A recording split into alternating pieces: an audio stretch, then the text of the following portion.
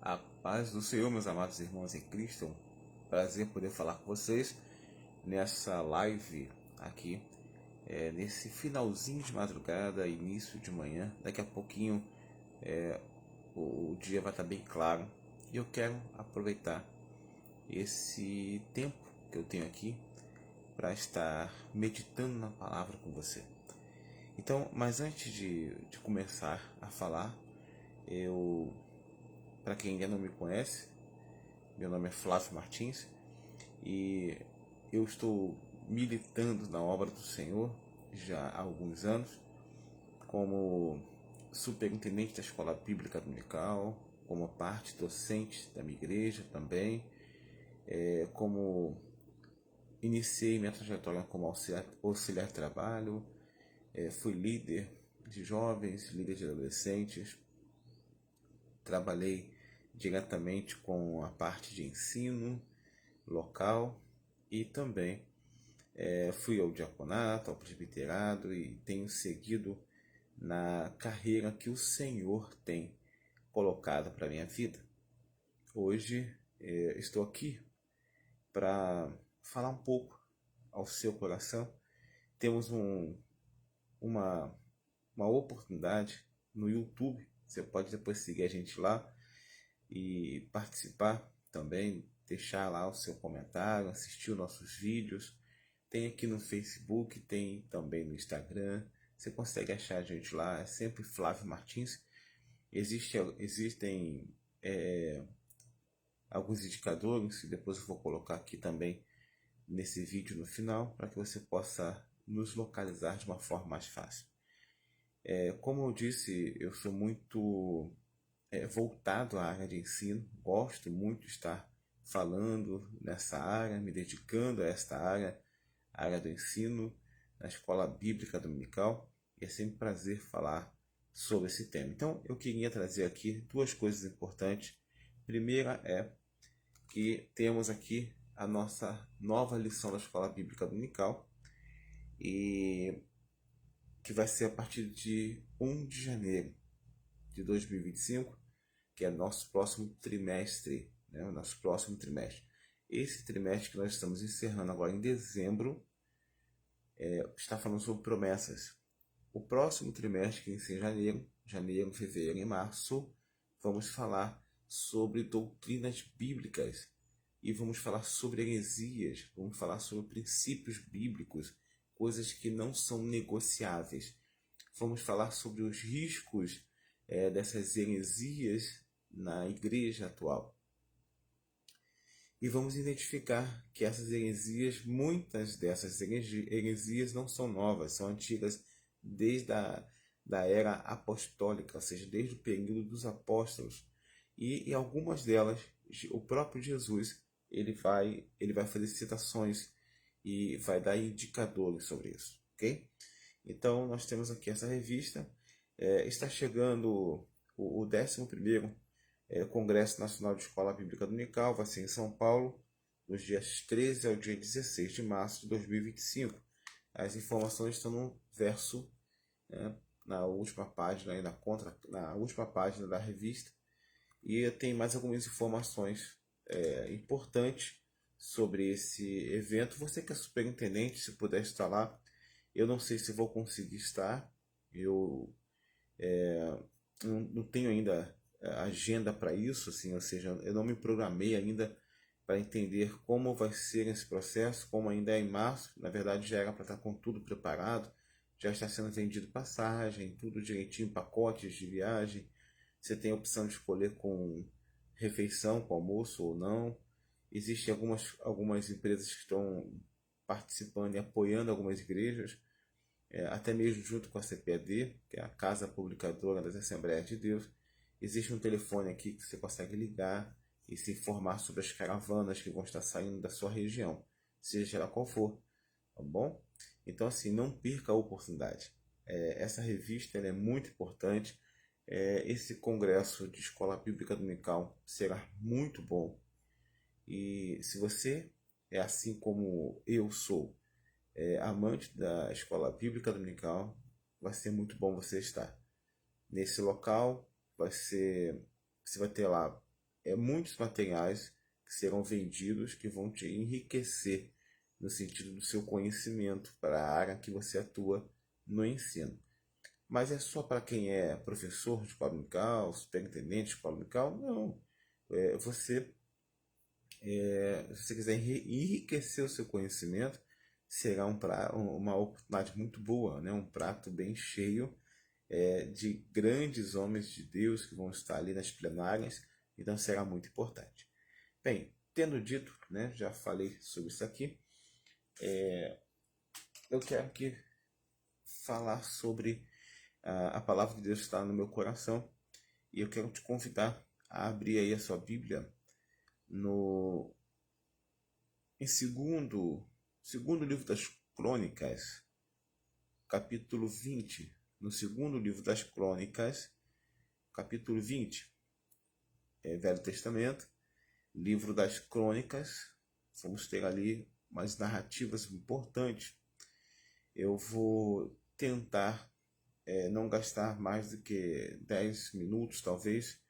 Possa ser que prolongue um pouco mais, mas o objetivo é que a partir de agora esse nosso vídeo tenha aí 10 a 15 minutos de duração no máximo, essa live. Mas se a gente continuar um pouquinho também não tem nenhuma dificuldade. Então, capítulo 20 do segundo livro das Crônicas, temos alguns conceitos importantes.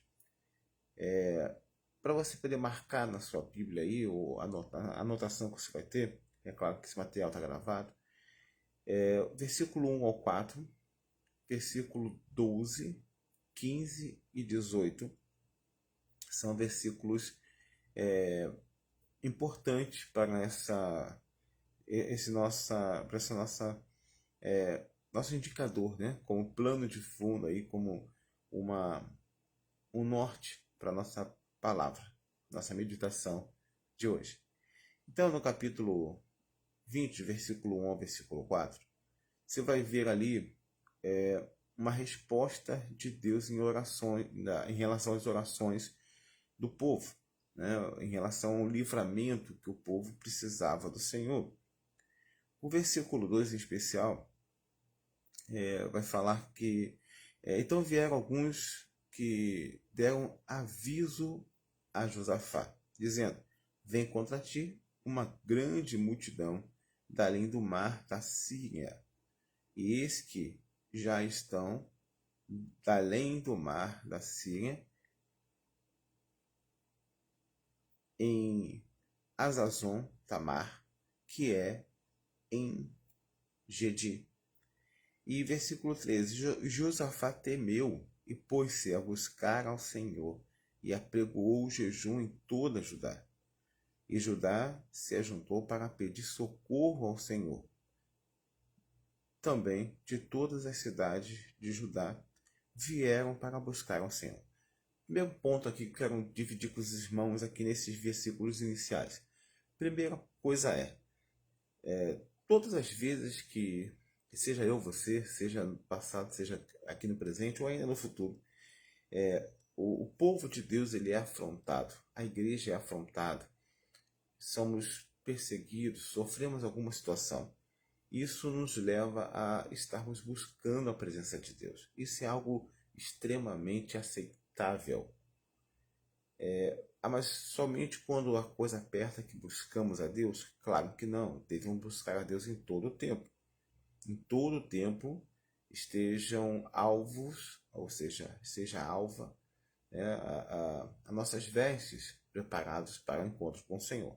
Mas aqui é um retrato muito atual, apesar de ser um texto do segundo livro das Crônicas, né, Velho Testamento, mas é uma coisa muito atual. Ainda nos dias de hoje, a igreja continua sendo sitiada pelo inimigo, e quando as coisas parecem estarem saindo do controle, a gente busca a presença de Deus, nós buscamos, nos inclinamos ao Senhor, fazemos campanha, oramos, buscamos, jejuamos, estamos mais atentos.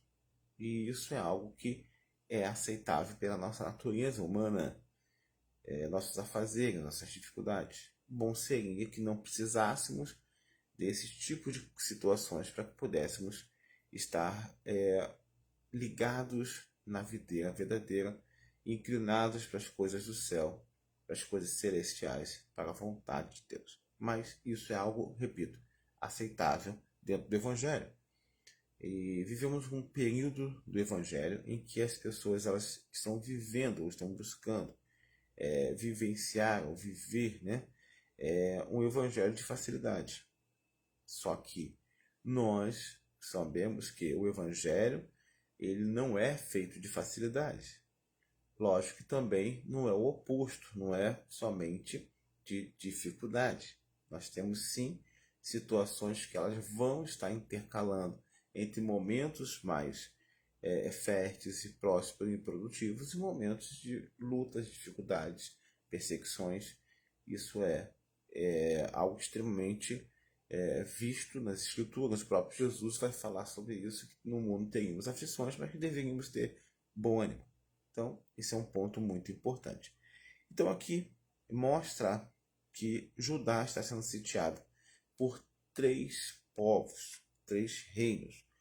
Amon, né, os filhos de Amon, os filhos de Moabe e os da montanha de Seir. Ok? Esses 3 vão se juntar para sitiar Judá e destruir Josafá, tirar Josafá do trono e do poder. Só que existe um Deus nos céus que vê todas as coisas e conhece. Então, quando o povo se junta a proclamar um jejum coletivo, a orar ao Senhor e pedir socorro, diz as Escrituras que o Senhor vai atender.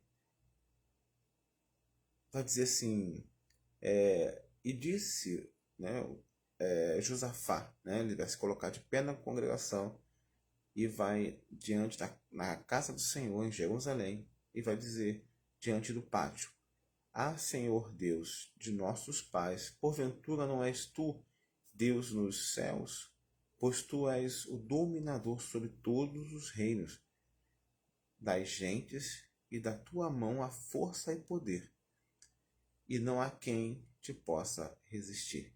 E ele continua falando, trazendo, como se estivesse trazendo a memória de Deus, que Deus ele é poderoso e que Judá é um povo pertencente a Deus e de uma herança abraâmica, sabe? Então, assim, como se precisasse lembrar Deus disso.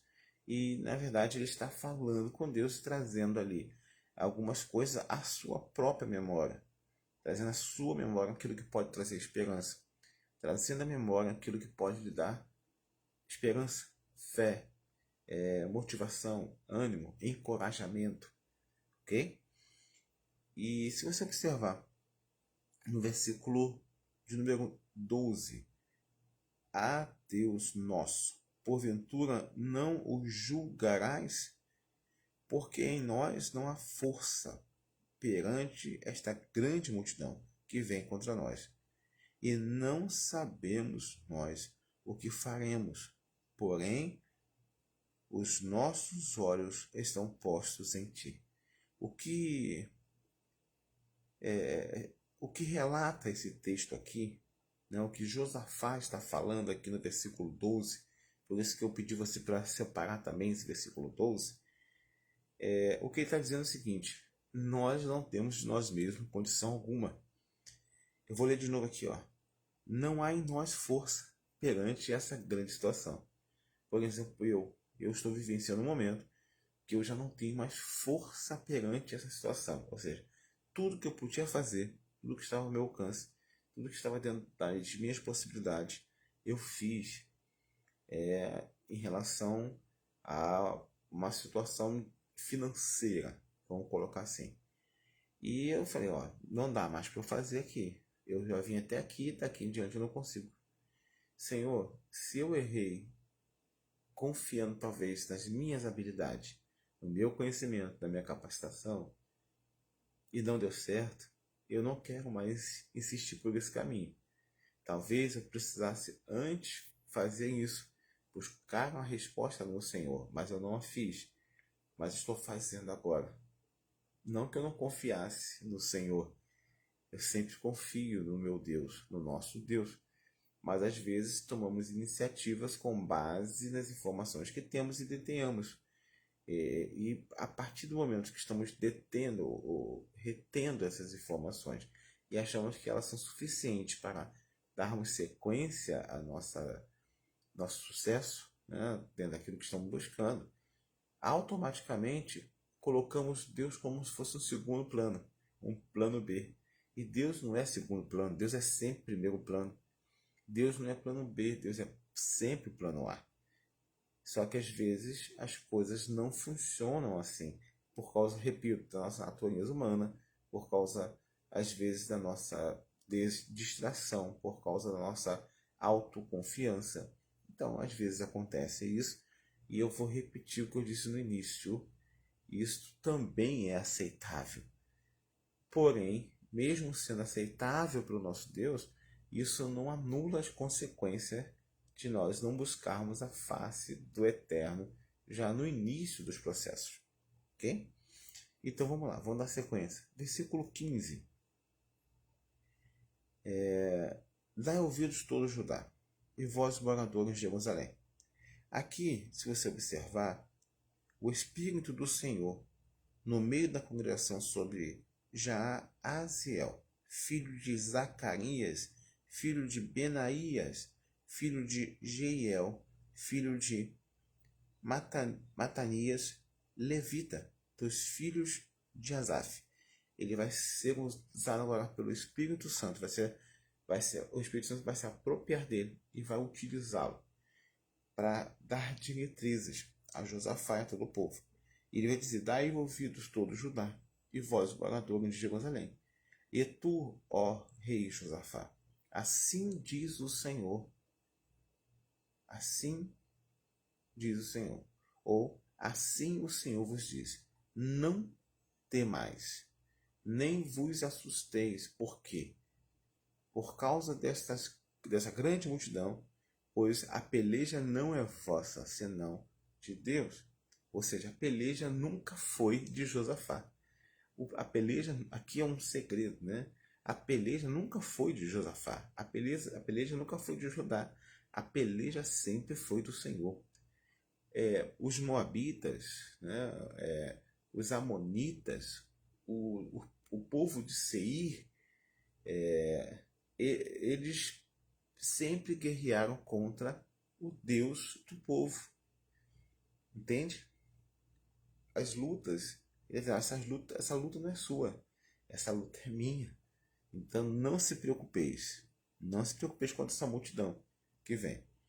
Então existem momentos que precisamos entender que aquilo que estamos passando não é nosso. Porque às vezes ficamos procurando: Senhor, onde eu errei? O que está dando de errado? O que eu fiz contra o Senhor? O que eu fiz contra o meu irmão? Aonde está o erro? Aonde está o pecado? Aonde eu estou falhando? E às vezes não se trata de você estar falhando. Talvez seja uma falha coletiva da igreja. Talvez seja uma falha coletiva da família. E muitas vezes não é falha de ninguém, mas é um projeto, um propósito de Deus sobre aquela situação. E Deus está agindo, Deus está realizando algo, Deus está fazendo algo. Por isso que ele vai dizer: olha, não se preocupa, a peleja não é vossa, é minha. Nessa peleja, talvez em outra você tenha que fazer, mas nessa peleja específica você não vai ter que fazer nada, porque a peleja é minha, sou eu que vou pelejar. Eu deixei que eles viessem até aqui, porque eu precisava fazer algo para glorificar o meu nome através da vida de vocês. Eu vou dar um grande livramento. Ficai, ficai. E ele vai continuar dizendo: amanhã descereis contra eles, e eis que sobem pela ladeira de Ziz, e os achareis no fim do vale, diante do deserto de Jeruel. Ele vai dar, olha, Deus está dando as diretrizes de como será.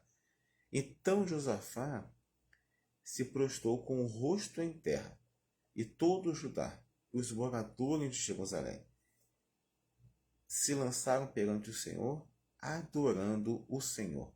Aqui tem um segredo muito interessante. Amanhã sai-lhes ao encontro. Ou seja, o Senhor está dizendo: amanhã Vocês vão sair ao encontro. E aí, o tempo determinado específico. Existe para tudo existe um tempo determinado. Deus tem um tempo determinado para todas as coisas. Então, a minha luta, a sua luta, a minha prova, a sua prova. As lutas em família, as dificuldades ministeriais, tudo tem um tempo determinado por Deus. Ok? E aí ele continua dizendo: ouvi me ajudar, e vós, moradores de Jerusalém, crede no Senhor, vosso Deus, e estareis seguros. Crede nos seus profetas e prosperareis. O que Josafá, né? O que Josafá está falando aqui? Olha, eu estou falando com vocês, agora é o seu rei que está falando. Eu venho da parte do Senhor. E a ordem do Senhor é que saiamos pela manhã. Vamos continuar ligados nele. E mais, ele está dizendo o seguinte, que é preciso que vocês creem. E eu vou endossar isso, não que precise. Deus não precisa que eu endosse nada. Mas eu vou endossar como rei de vocês. Algo que Deus falou a mim e falou a vocês. E eu como rei, como obediente, eu só sou rei porque ele é rei. Eu só sou rei porque o rei me colocou aqui. Eu só sou rei porque o Senhor me pôs aqui. Então o que eu estou dizendo é, perante vocês, na autonomia que eu tenho como rei de vocês, eu estou dizendo aqui, ó, crede no Senhor. Essa palavra não é minha. Essa peleja é dele, não é nossa. Então crede no que ele está dizendo. É a garantia dele. Ele está dizendo, olha, eu garanto. Eu garanto, essa peleja não é vossa, essa peleja é minha. É a palavra do Senhor. E ele vai dizer mais. Então crede no Senhor. E crede também em seus profetas. Então ele está dizendo, olha, o profeta que foi levantado dos filhos de Asaf, né? Esse profeta, Jaziel, é um representante de Deus. Então crede no Senhor, mas crede também em seus profetas. Hoje parece que vivemos uma geração que os profetas estão caindo em descrédito, caindo em descredibilidade. Mas aqui, Josafá está dizendo, olha, crede no Senhor e crede em seus profetas. E Josafá vai dizer, eu como rei, eu só sou rei porque o rei me colocou. Eu só sou rei porque o Senhor me sustenta. Eu só sou rei porque ele é que me elegeu para estar aqui. Então, ele está debaixo de uma autoridade de Deus dos céus. Então, precisamos entender isso. E mediante essa situação, agora Josafá vai chamar o povo para se preparar. No versículo 22, e ao tempo em que começaram com júbilo e louvor, o Senhor pôs emboscadas contra os filhos de Amon e de Moabe e das montanhas de Seir, que vieram contra Judá e foram desbaratados. Ou seja, ele está dizendo o seguinte, o Senhor nos deu vitória. Aqui o versículo 22 é um resumo. Está resumindo o que aconteceu. O povo saiu louvando, entrou na batalha, saiu e entrou no alcance do campo de batalha. Não entrou na batalha, entrou no alcance do campo de batalha. No alcance. Não entrou na batalha, entrou no alcance. E começou a louvar. E o louvor que era ministrado pelos levitas e pelo povo foi ao arraial do inimigo. E note que Deus ele não manda o povo louvar. Essa ordem de louvar não veio de Deus. Foi uma iniciativa de Josafá. Então, dentro das diretrizes de Deus para Josafá e para o povo, consequentemente, Josafá vai ter uma iniciativa e vai dizer, peraí, eu vou louvar. O Senhor já deu garantia de vitória. O exército está vindo. O Senhor já disse que não nos preocupemos. Pela manhã sairemos ao campo de batalha, mas não iremos pelejar, porque o Senhor vai nos dar a vitória. O Senhor já disse que a peleja é dele e ele vai nos dar a vitória. Então vamos fazer o seguinte, vamos louvar.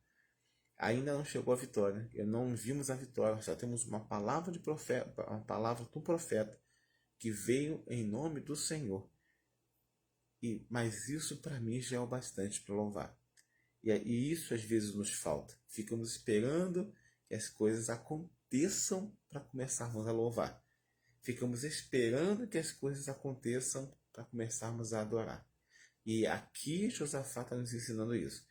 Não aconteceu. O Senhor lançou uma palavra por meio do profeta, ou seja, uma palavra profética, que daria a vitória. Vocês não terão de pelejar, porque eu vou dar vitória a vocês. Palavra do Senhor através do profeta.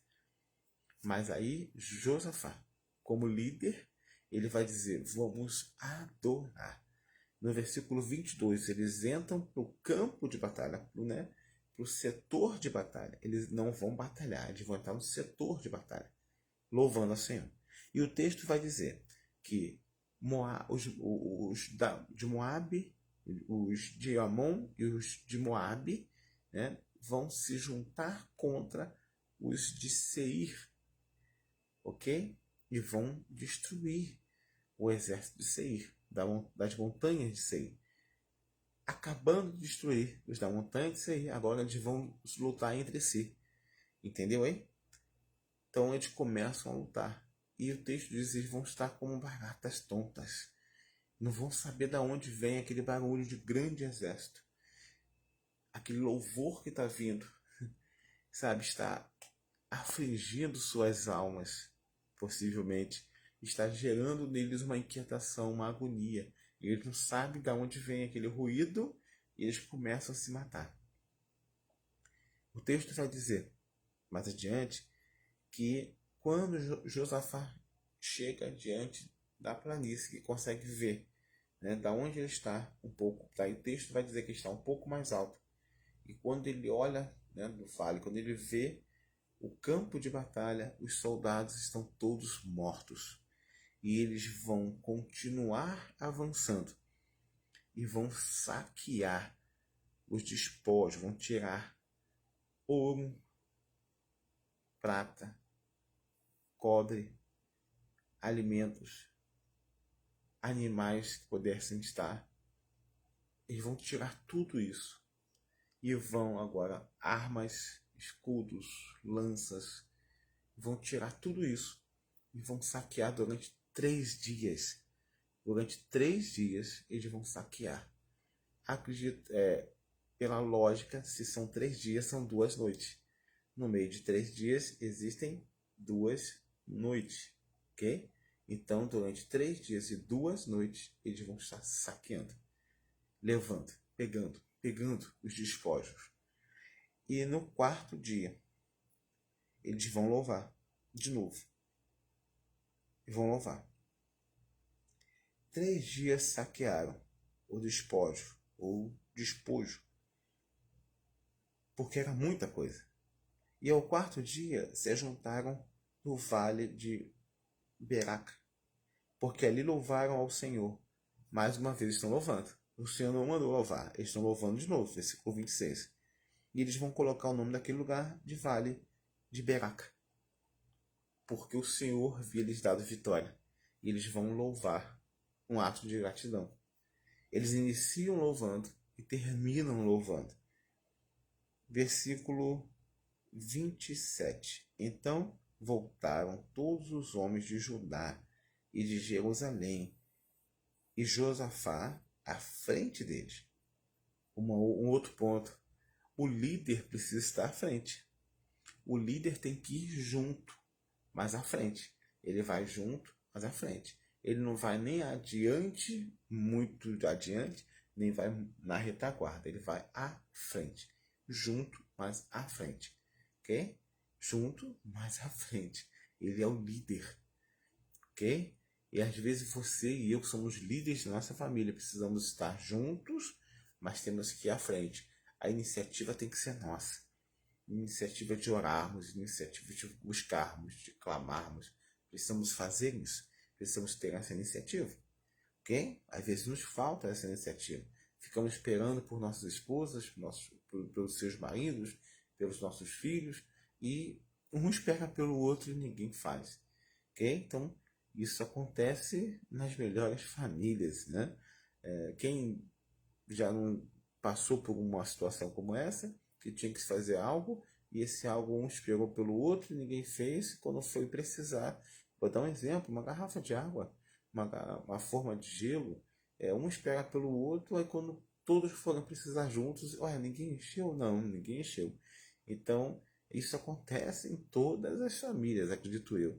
Eu dei um exemplo aqui muito simples, muito pequeno em relação a isso, mas que são coisas que vão minando nosso dia a dia. Então são detalhes. Então às vezes a vitória ela é construída em detalhes. E aqui se você pegar o texto, são alguns detalhes nesse texto que eu trouxe para você que vão construir uma ação de Deus sobre aquela situação que Josafá e o povo estavam passando. E versículo 28, para nós fecharmos aqui. E foram a Jerusalém com alaúde e com harpas e com trombetas para a casa do Senhor.